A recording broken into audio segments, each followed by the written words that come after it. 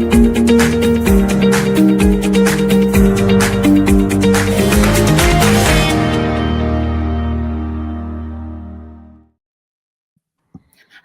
and welcome to the Energy Realities podcast with David Blackmon in Texas.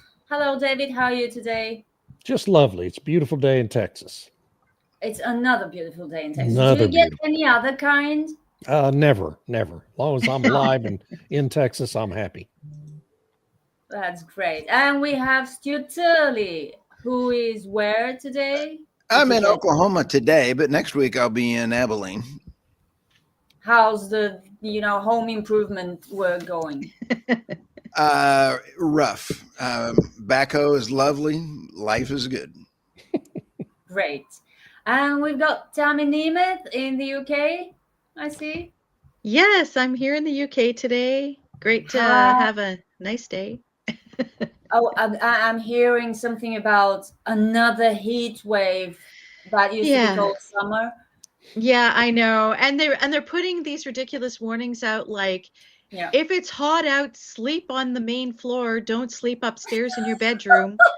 Like, what are they going to have inspectors coming around? Are you sleeping downstairs? Because you should be. It's too hot. Oh, God, this is horrible. And we have a special guest today. That's Robert Bryce, energy journalist, chronicler of the failures of the energy transition, advocate for common sense and free will. Hello, Robert. Hi, good morning, y'all. And you're here today because you just produced a new film.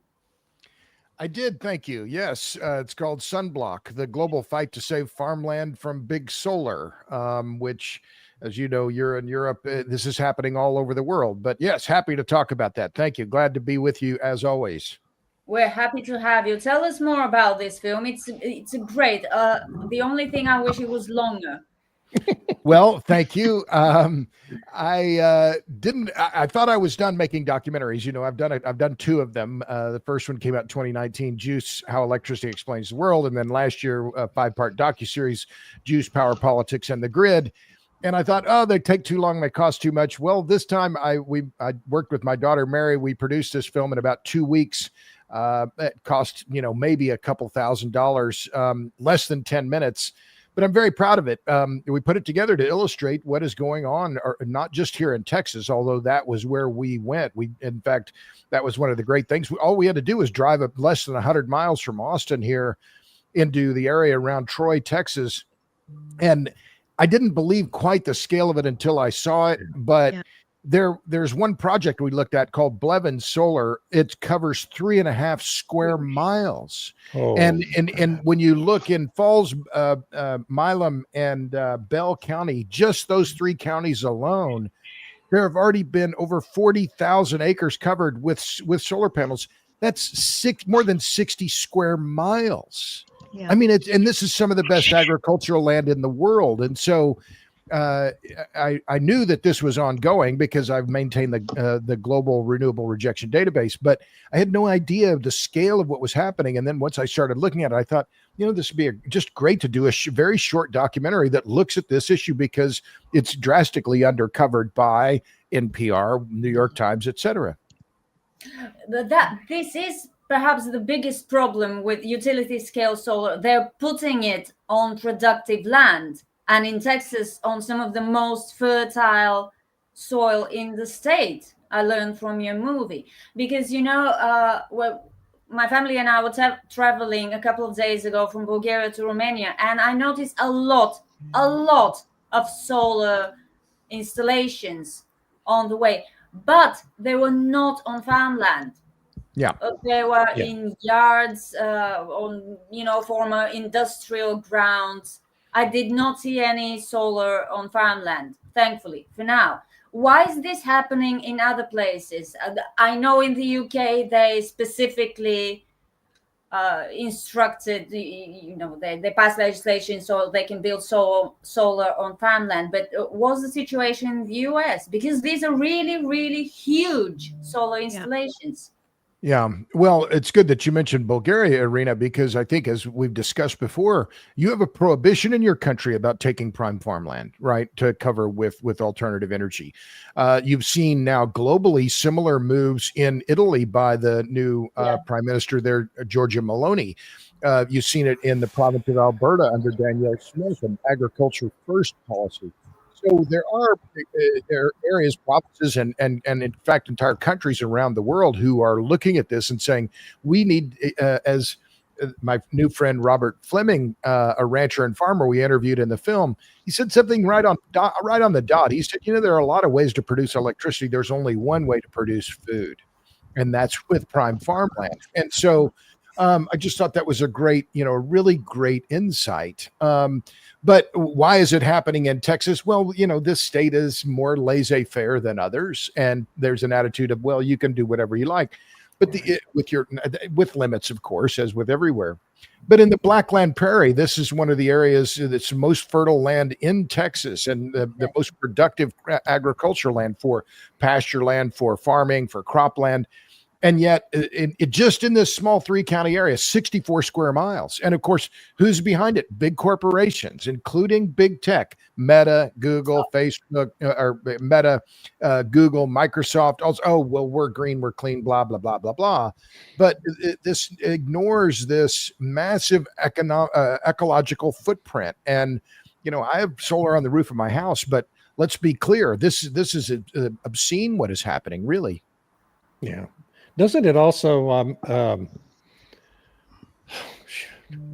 so you mentioned the tech companies, I'm sorry, they're playing this shell game where they're building these solar and wind projects, they're funding them to burnish their green credentials, while at the same time recognizing they can't power their data centers with wind and solar. So they're doing it with natural gas and coal and nuclear. And so it's all this big, huge virtue signaling exercise. Some of these solar farms that are being built in Texas will never even be hooked up into the grid. They're being built strictly for virtue signaling by corporations and to take advantage of these insane tax cuts that were in the IRA, but that are now, being phased out and going to go away at the end of 2027.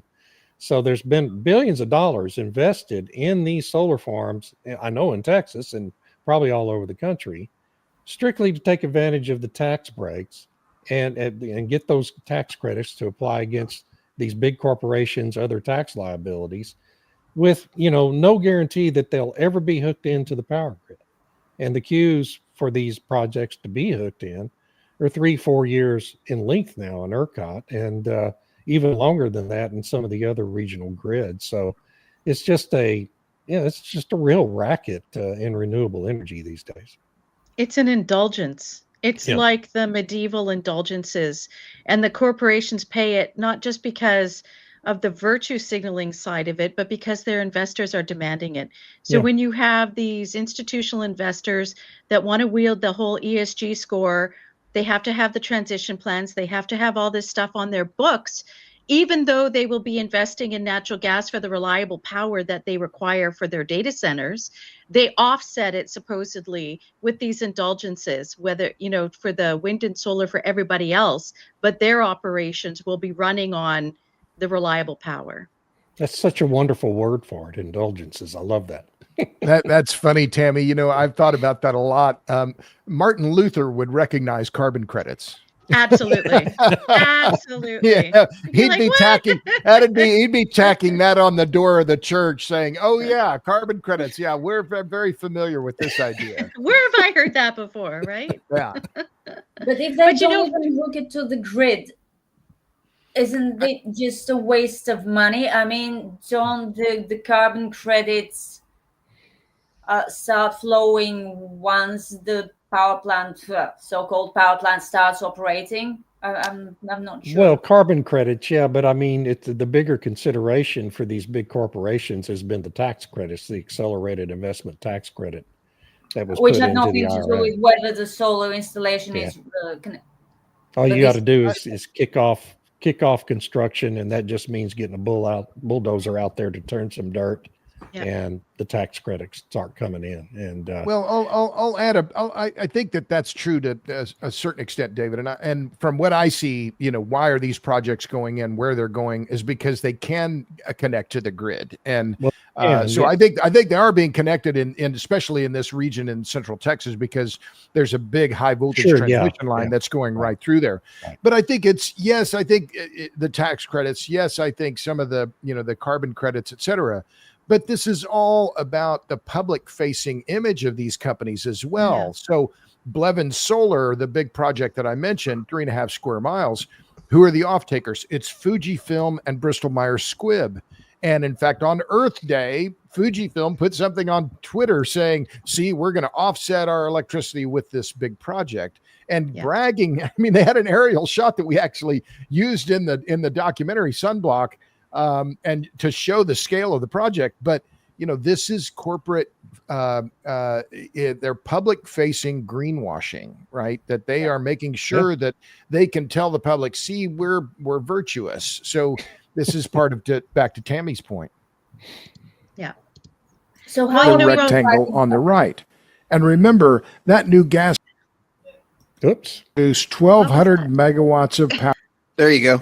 There's your scale drawing out of the video. I've got a few videos for you, Robert. You take a look at the Bridge City Gas, 1,200 megawatts, 26 acres, that little dot on the paper. There's the solar farm. Wow.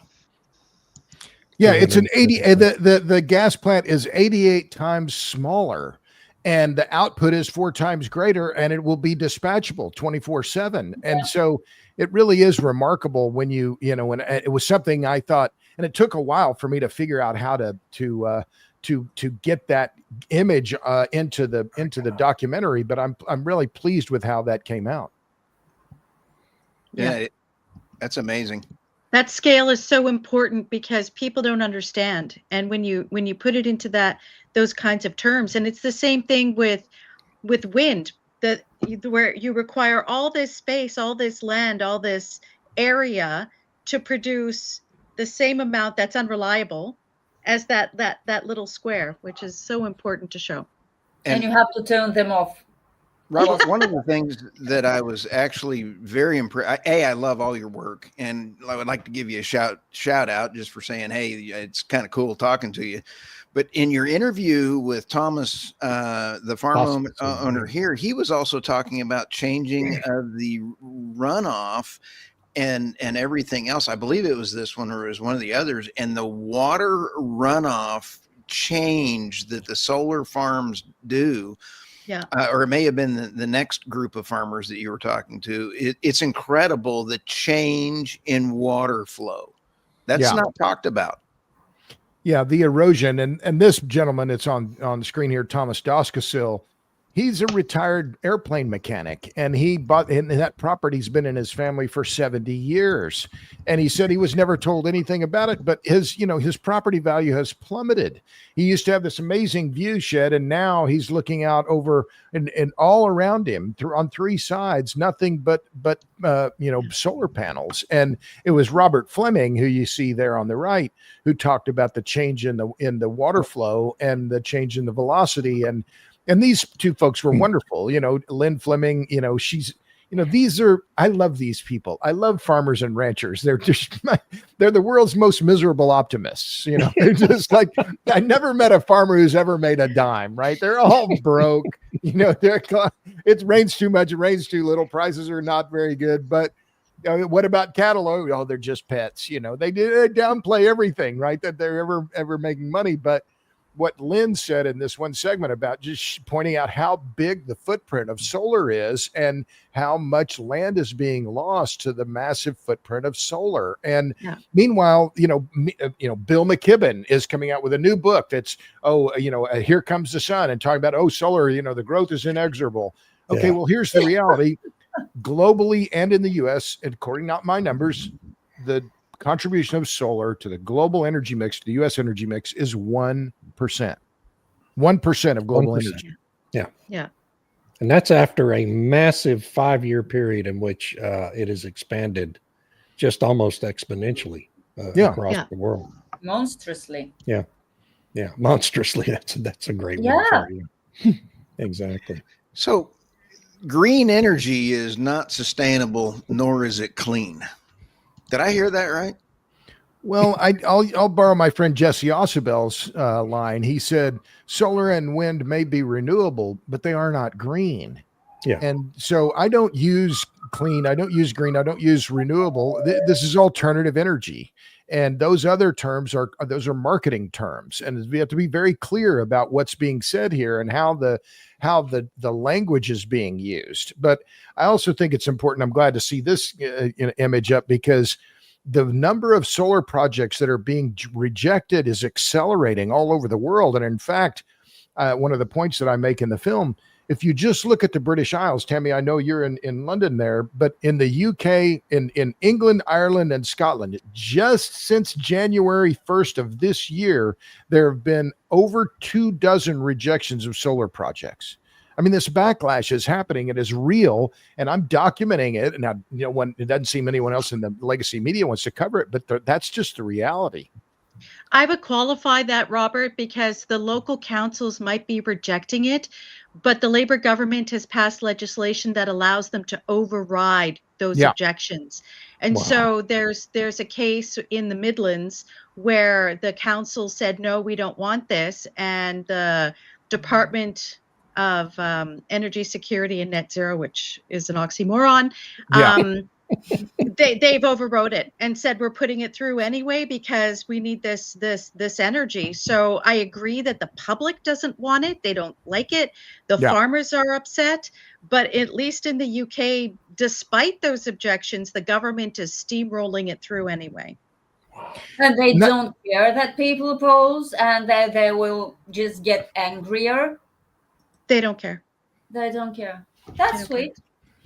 Yeah, no, that's a really good point, Tammy, and one that's well taken. And we see that in here in the U.S. as well. And the Labor government, I just don't understand it. You know, they in theory are in favor of the working class, but it's clear that what is happening with the I will say the liberal/progressives in the UK, very similar to what you see in heavily Democratic states here in the U.S. New York, Illinois, Michigan, and California have all done the same. Their legislatures have passed measures that allow the state bureaucracy to override the zoning and of local communities. And so I actually double checked in the Global Renewable Rejection Database. So far this year already, in England, Ireland, and Scotland, 29 rejections of solar, including just one at last month in Northumberland. A project on 271 acres was rejected by the local council. There had been 140 public objections. So here's the councillor from Northumberland, Colin Horncastle, said, "I think we can all agree with renewable energy, but we cannot have renewable energy at any price. This is purely wanton destruction of a rural paradise." Yay. Yeah.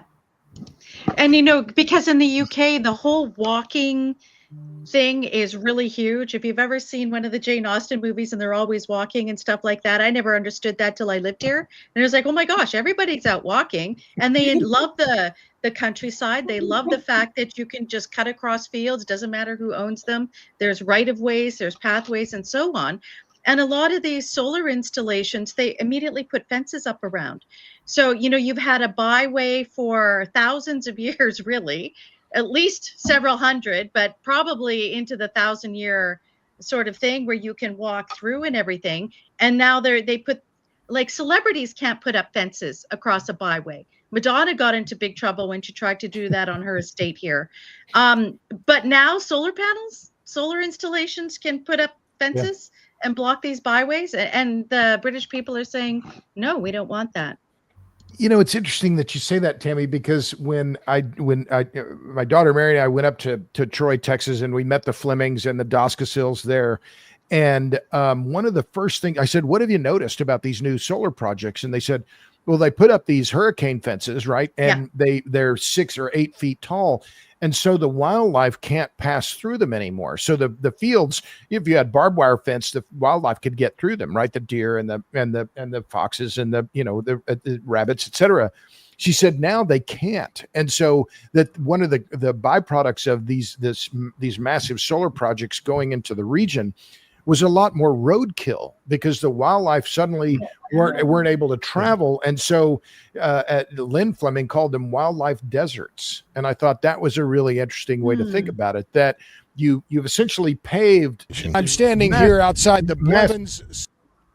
Massive areas where you can't know there's going to be no wildlife because there's no food. There's the understory is going to be maybe grass, but there and they also pointed out no vultures, no turkey vultures, no raptors. So it's not just that they're taking food out of production, that they're disrupting the entire ecosystem around the region.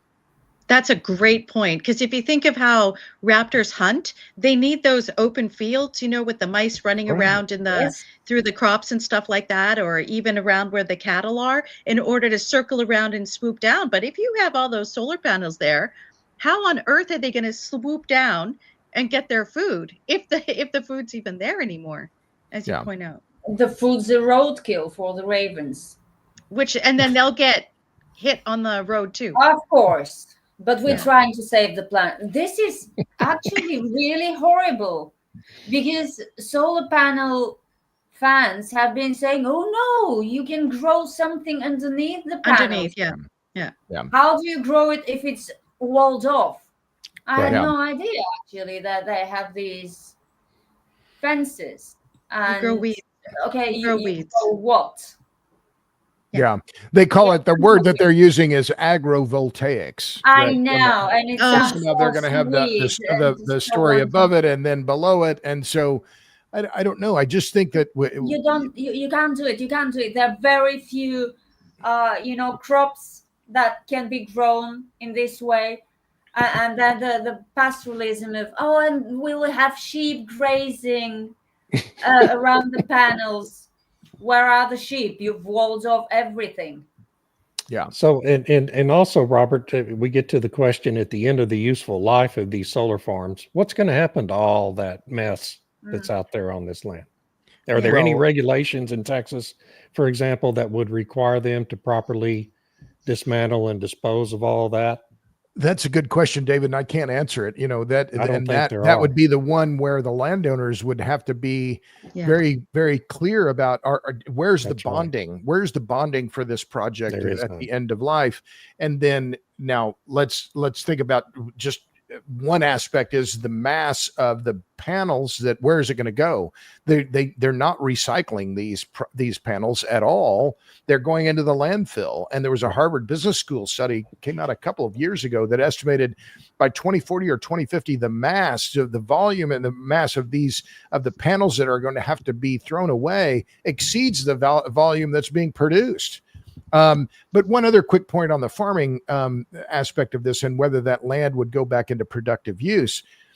It's 2 years ago, I was in Michigan talking with farmers in Ida Township, and their point was similar to the point that Robert Fleming made in our documentary Sunblock, which, by the way, is on my website, or it's on my Substack, robertbryce.substack.com, for free. It's also on YouTube, my page on YouTube, Robert Bryce. It's available there for free.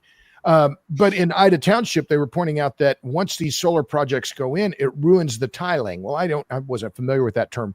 That's the system of drainage that farmers work for years to perfect to make sure the water flows, but not too quickly, right? And so their point was that once you get these projects in, and this was in some very fertile soil up near Ann Arbor, Michigan, that once you destroy that tiling, you're going to take that land out of productive use for lifetimes. I don't know, forever is a long time, but that will not be returned to productive ag in any time in the near term after the projects are dismantled, if they ever are. Yeah, what gets lost with both solar and wind is that so much of the installation, the industrial installation of the projects, is underground.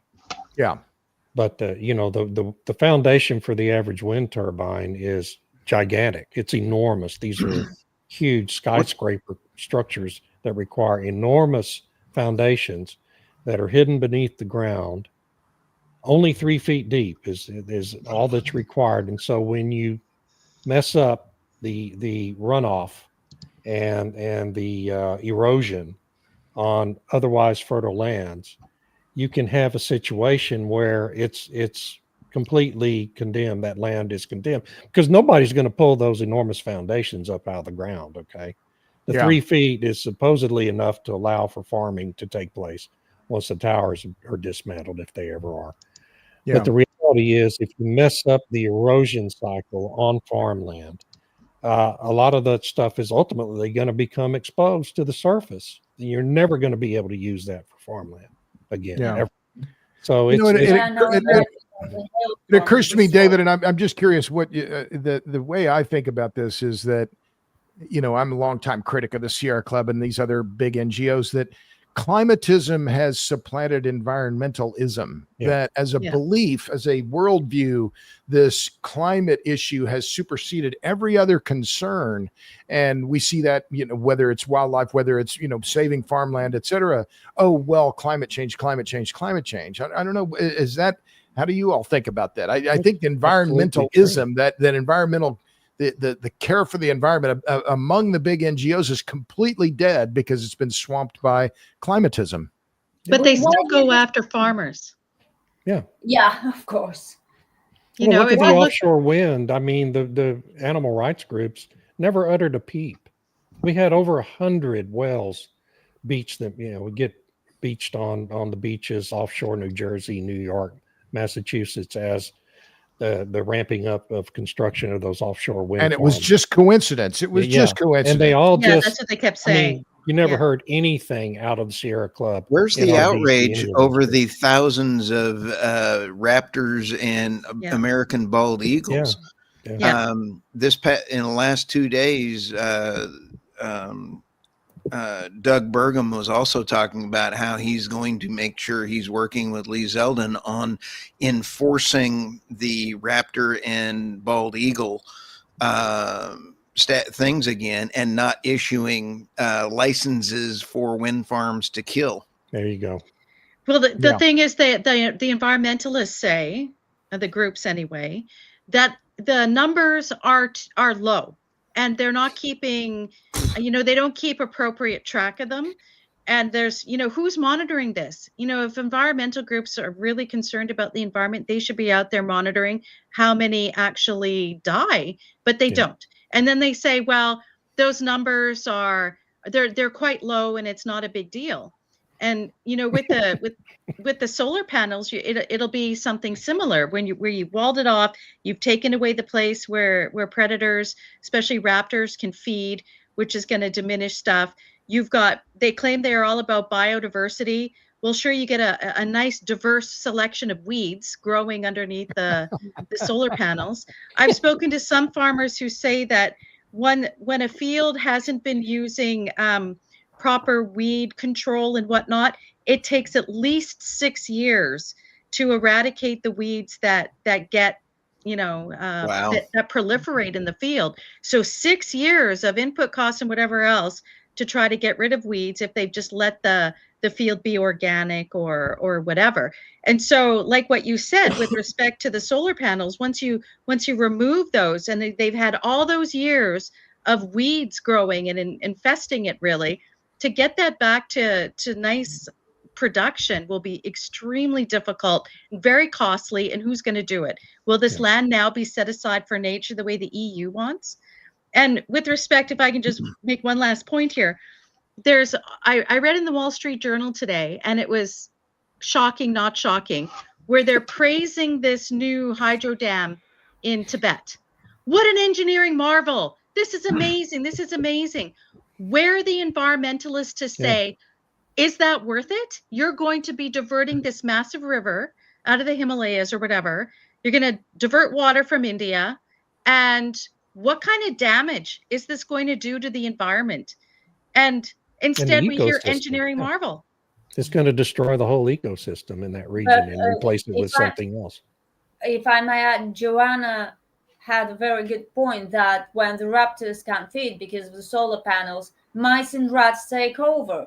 That's great for the crops around this place, if there are still any crops remaining, which is an example of that environmental destruction, ecosystem destruction that you, Robert, mentioned. Yeah. And I think there are still real environmentalists, real conservationists out there. They are the ones who have been sounding the alarms about all the birds getting killed by wind turbines. They're the ones sounding the alarm about the whales that are, but they're not getting the kind of money that the Sierra Club or whatever the Audubon Society, like, really, they should be one point about the dead birds. Imagine that. But there are, and that's kind of the good news. They're not all died out. You know, the people who really care about the environment and work to protect it. Yeah. They just need to be louder. If any one of you is listening, please be louder, and we'll try to amplify you, because this is important. Because ecosystem destruction is bad for everyone, including people. Yeah. And it's bad regardless of which industry is doing it. 20 years ago in Colorado, 20 years ago, one bald eagle, or maybe it was a golden eagle, thank you, accidentally ended up, I don't know how it ended up in a tank on an ExxonMobil location in Colorado and died. Okay. The Sierra Club and every other environmental group in America went absolutely insane about the death of a single eagle that really wasn't probably ExxonMobil's fault. But the government ultimately, in the Obama administration in 2010, fined ExxonMobil $1 million for the death of a single eagle on one of its locations in Colorado. And now these very same environmental groups, which are really, conflict groups that get a lot of funding from, guess who? The wind and solar industries. Yeah. Stay quiet as 100 whales beach themselves, or dead whales wash up on the beaches in New Jersey and New York. Say nothing about wind companies. One wind generator in Wyoming asks for 100 takes a year of bald eagles. Okay, a take is a permit from the Interior Department to kill a bald eagle. They know these things are going to kill the eagles and every other bird that tries to fly through there. Okay, and that's why they apply for the permits. Yeah. And it's just it's disgusting, despicable, and really atrocious that these fake environmental groups remain silent about all this. Hats off to Lee Zeldin, Doug Burgum, and Chris Wright for stepping up and taking a look at that and saying they're putting an end to the tags. Well, we'll see what happens with that. If I could, just a quick shout out. I see Joanna Freebly has commented, and thanks to her, she was the one who introduced me to Robert Fleming. And she said, Bryce, you need to go up and meet this guy. He's in your neighborhood. And so she really did prod me. And I say that, with respect. She's been a real warrior in fighting a lot of these projects. And she's another person in ag in Texas and who has seen what is happening. She raises horses and I didn't come to this whole discussion. I didn't go looking for it. It came to me. In fact, it was now 15 years ago. It was a horse trainer out of King City, Missouri, contacted me after he had wind turbines built surrounding his house. His name was Charlie Porter. He later got a settlement from Ameren and a gag order that prevents him from talking about it. But so he won't talk. But nevertheless, this was these land use conflicts around alternative energy are raging all over the world. And remember, we're focused on solar and wind projects here. There's also batteries, and local communities are also opposing battery projects and restricting and rejecting battery projects all over the world. And it's also high voltage transmission. And I wrote on my Substack just recently about the government withdrawing its support for the Grain Belt Express high voltage project. Well, that's 800 miles of high voltage that it was designed to carry wind energy from Kansas to the Illinois-Indiana border. So all of these are of a piece, and all of this alternative energy junk it requires massive footprints, whether it's the projects themselves or the wires to get the electricity from the rural areas where the resource is to urban centers where the demand is. Yeah, here in the UK, people have been resisting the high voltage lines, and they have to connect even more. And now they're talking about offering annual discounts on their electricity bill in order to get buy-in. Because you're not going to have a choice when they put them through. They're just going to run them through, and then now they're like, oh well, maybe we'll give you $200 off your bill. Like, really? Where's that $200 going to come from, though? Oh, well, and I'll just cite two quick examples. In Colorado, within the last 2 months, you've seen XL Energy, which serves the investor-owned utility that serves a large portion of Colorado. They have a big high voltage transmission project called Power Path Colorado, I think it is. And there have been two counties, Elbert County and El Paso County, in which the county commissions in both of those counties unanimously voted to refuse permits XL to build this high voltage project through their counties. So again, this is happening all over the world, and it's all about it. What is energy policy about? It's all about land, land, and land. Yeah. Good point. So Robert, would you what's your position on, say, if people wanted to put solar panels on their roofs, if they really care about having multiple diverse sources of energy, is putting them on car parks or other places, do you see that as maybe an alternative to this? Well, that's clearly happening. And I have 8.5 kilowatts of solar on the roof of my house. And why did I do it? I got 3 different subsidies. Hello.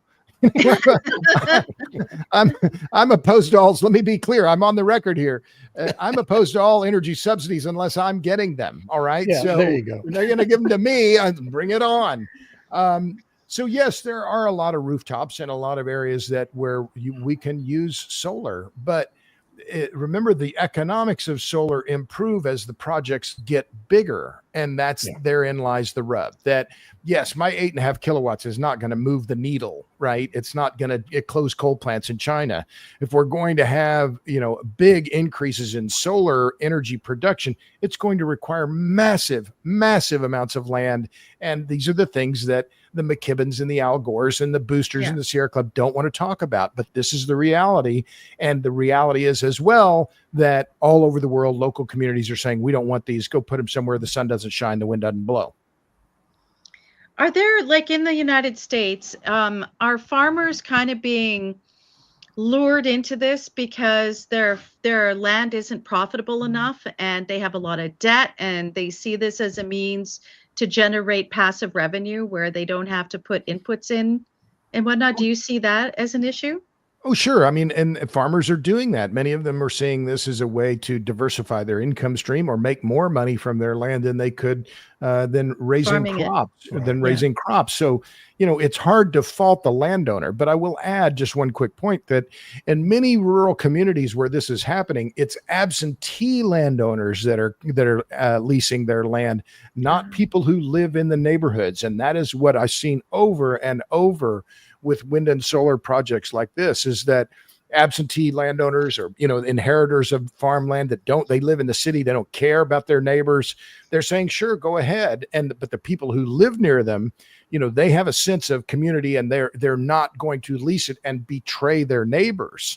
So because they live there. So again, it's an urban rural divide. It's a class divide. It's an ownership divide. But ultimately, I think all of it, this big push for, solar and wind, it's not about climate change. It's about money and where follow the money. Who benefits? Big companies, big business, big law firms, big NGOs, and those are the ones that make money on this. It's not about climate change. Good point. I think we also need to address. There's 2 or 3 health issues that I think are critical. And Robert, your reporting is absolutely wonderful. And asking actually David's point of land reclamation after these things are done. Solar farms don't last 20 years. In Texas, they may last 1 season before they get the crap knocked out of them by a hailstorm. What happens to those? You pointed that out, that they get put into a landfill. I've actually found out that we're shipping these things to other countries to be disposed of in the ocean or other problems. So this is actually a real problem. In the United States, there's 79,000 wind turbines. Of the 79,000 wind turbines, I have yet to find one that has land reclamation paid for. So this is a gigantic, horrific problem coming around the corner. And I found this book that is Dirty Electricity by Dr. Samuel Milham, and he brings up some very interesting points. I have not validated his study yet. However, this is a clip, if I could be prompt this, at least bring up the health question. If I don't have this validated, but I do want to say there is a health issue of having this in there. So let's go ahead and play this. L1 rebranded in 2025. So solar panels are very dangerous. I would highly advise, if you have any solar panels, to take them off of your place, not have them on your land, not anything, and have them all disconnected. And the reason I say that is because if you look up the book Dirty Electricity by Dr. Milham, he talks about how solar panels will turn your house into an inverter. So what happens is this DC energy has to be converted to AC, and then it goes from AC to DC, and then it sends back to the power plant, and then it comes back to your house, and your house becomes the power plant. And all of these people coming down with leukemia or blood from dirty electricity are linked to power lines, number one, being too strong power line, and then also solar panels. So the whole sustainable, when they tell you it's sustainable and you put solar panels on top of your house and it's going to save you and whatever else, doesn't really do that. It's going to cause a lot of health issues over time. And then they're going to tell you need a smart meter, which is working like a cell phone tower, that pings 16,000 times per second of microwave radiation. So you can imagine the combination of a smart meter, solar panels, and you can imagine what happens to your health. So, Robert, you're in trouble. I don't know. I think I'd take issue with a lot of the assertions made there, but again, I did not have the data on it, but I wanted to point out I'm not sure about the health issues. Yeah. Well, I think well, I would disagree with a lot of the points made there. I think the bigger concern to me is the solid waste issue and what's going to happen with the at the end of the life for the panels, at the end of the life for the wind turbines, end of life for the batteries. All of these things are creating an enormous mass and volume of material that is relatively short-lived. And so is that being accounted for? Is there bonding in place for the disposal?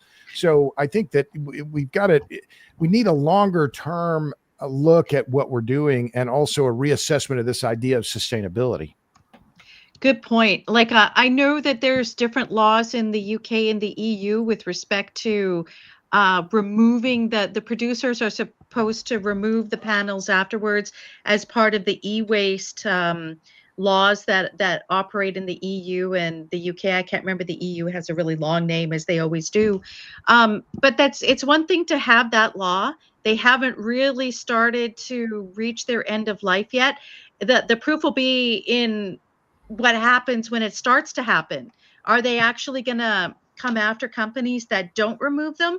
Who then is liable? What if that company's gone bankrupt? Now what do you do? Is the homeowner or the landowner going to be then responsible the way they are with the wind installations, which I've seen happen, that the landowner ends up, because whoever installed it originally, that company you thought you had an agreement with, sold their stake to X, who sold it to Y, who sold it to Z, who's gone bankrupt. And now who's responsible for that?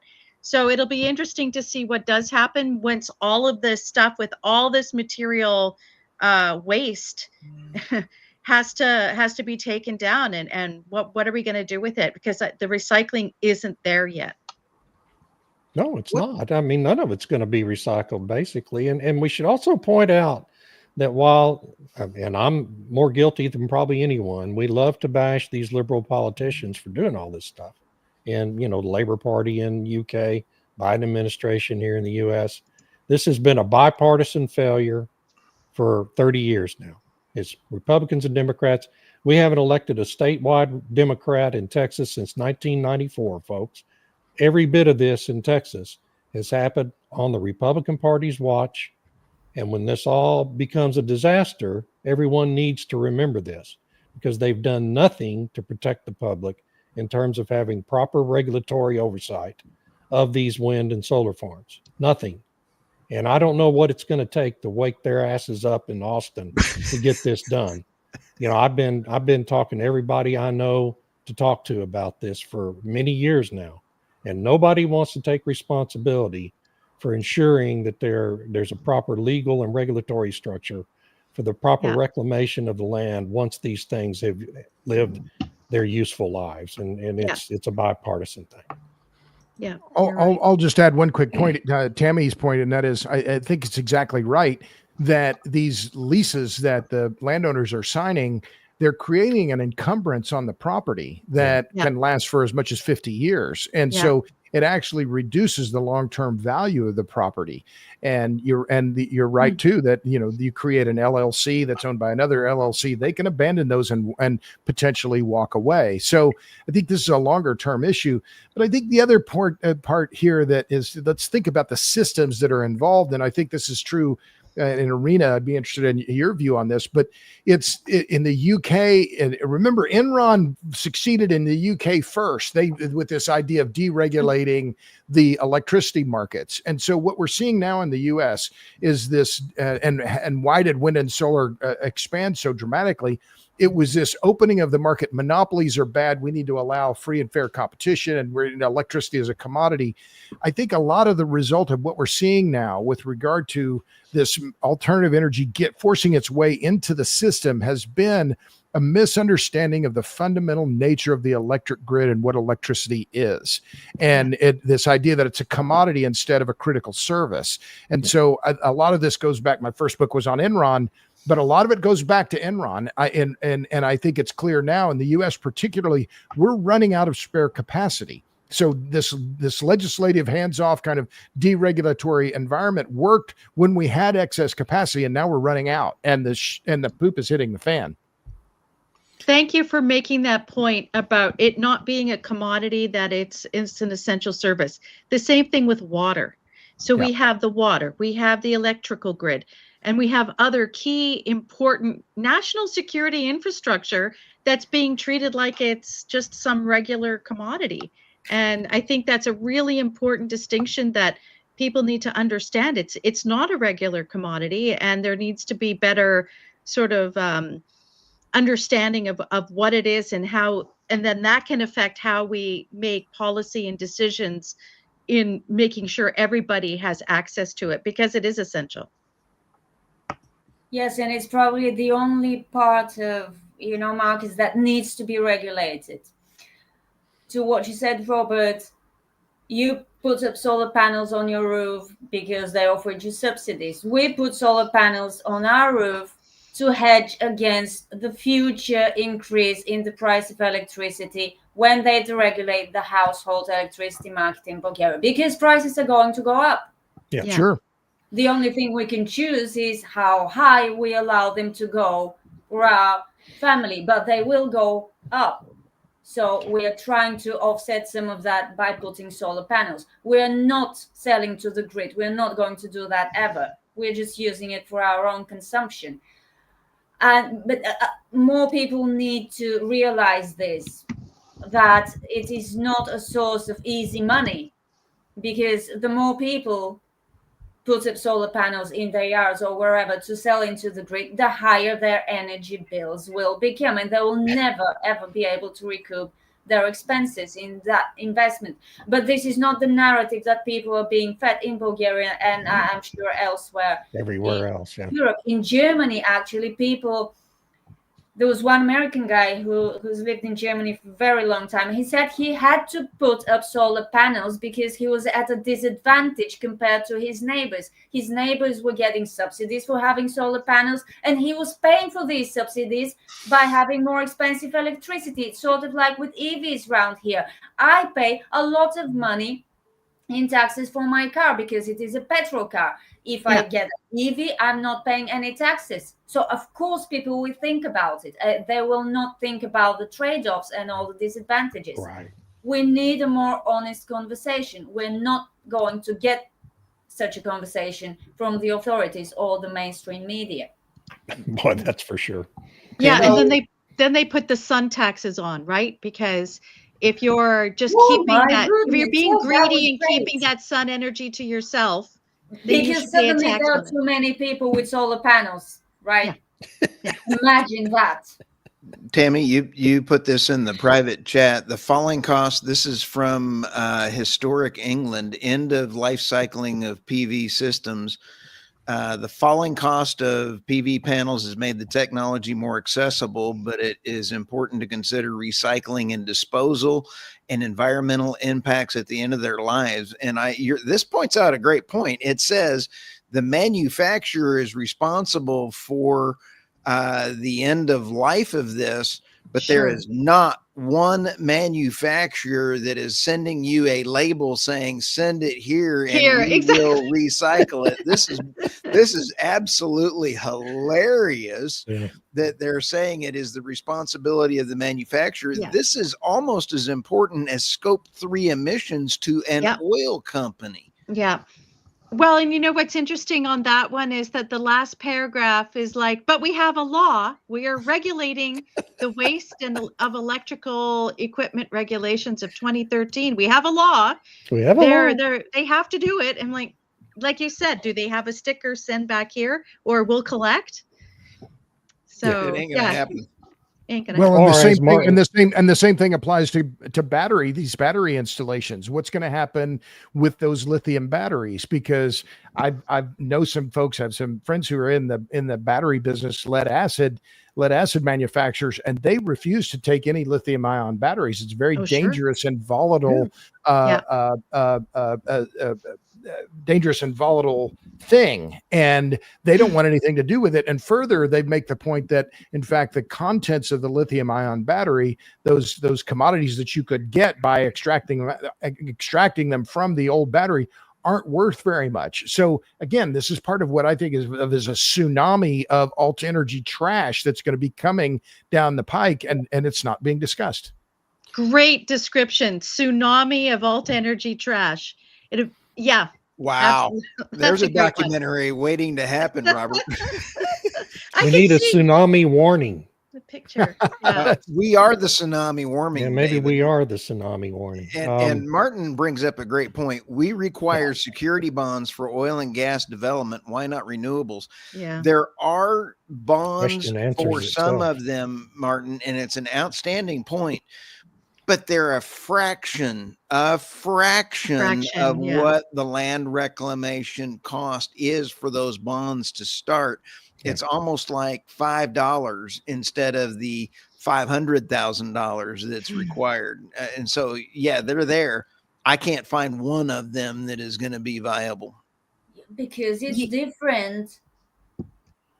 Jasona Rondeau had a good point earlier where she said, Alberta says they're piloting a recycling program where they plan to charge developers $2 a panel. Like, really? But they have no plans to build recycling facilities for 27 million panels. And then she says Alberta has also just passed a reclamation security regulation for solar and wind, but nothing for standalone battery storage. And it also depends on, like you pointed out, Stu, what's the cost? How much are they actually putting out there as the bond, or that how they have to reclaim it? How is that going to work? Does there need to be investment in recycling facilities? Absolutely, because I can see these being shipped over to Asia. Sometimes we watch these YouTube videos of these developing nations pulling apart technology to reclaim the gold and the other precious metals within, and doing it in a really dangerous way. And is this what we're going to do? We're just going to ship it all over there and then claim, yay, we're recycling? That's exactly what we're going to do, because we have not even mastered the art of plastics recycling. Which gets sent away. We can't recycle all the plastics we use because it's not profitable and it's not durable. You have to mix them with new plastics. If we can't even handle our plastic waste, for which there are, I assume, established recycling processes, how are we going to recycle solar panels? Have you seen And the wind videos, turbines. Irina, of Yeah, all wind the trash turbines, trucks that have the green, the recycling truck, and then they have the recycling bin, and then they have the trash, and the same trash Let truck me- picks up both of them. Yeah, it all And in goes the to the same airport, landfill. Before I the had same, them- all the they all go to recycling same is place. Yeah, just I've seen another that. trash bin. Yeah. Yeah. But It's the hey, they've biggest got scam in the you. world. They've got you separating your garbage. And they make me feel so good about myself. It's unbelievable. Yeah. I feel very green. And in many cities, you'll get fined if you don't separate your garbage. Yeah, Even they do though that it's in all Germany. just going to go to the landfill, you'll get fined if you don't do it. Yeah. That's Although, great. so can I just add some optimism here, because otherwise I Please. might just go shoot myself, because you all are No. so cynical No. and pessimistic here. This is what amidst all of this craziness, I do see, and I have many criticisms of the Trump administration, but I will very clearly agree that their instincts on a lot of this stuff is exactly right. And what I see all around the world is really, in fact, heartening. I'm just adding another battery rejection that happened in Hamilton County, Indiana, near the town of White River, because they just rejected a big solar project. So local communities all around the world, local people and ordinary folks, and this is what I see over and over.